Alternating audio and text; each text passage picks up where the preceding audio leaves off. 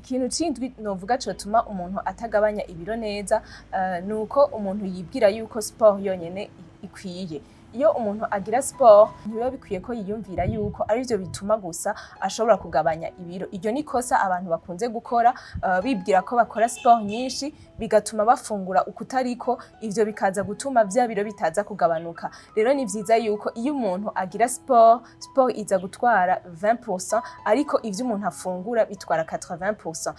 Urashobora gukora sport nyinshi ariko ugasanga amakalori winjije abaye menshi gusumvya ayo wasohoye mu gihe wari muri sport. Ushobora gukora sport nk'isaha nk'imwe ariko ugasanga ivyo ufunguye ibintu vyinshi cane birenze ivyo wasohoye mu gihe uri kurakora sport. Rero ni vyiza yuko umuntu iyo akora sport yongereza gufungura neza, akaraba uko afungura, akagira regime nziza nkuko twagiye tubivuga, uko ivyo umuntu akwiye kwirinda n'ivyo umuntu akwiye gukora kugira ngo bikunde atakaze ivyo biro. Ico novuga rero nuko akenshi ivyo umuntu afungura arivyo bigira uruhara runini mu kugabanya ibiro gusumba kuri sport yonyene. Na sport ni nziza kuko irakomeza amagufa kandi iratuma umuntu agabanuka amagufa akomeye, ariko kandi yokongerako ico kintu co gufungura neza.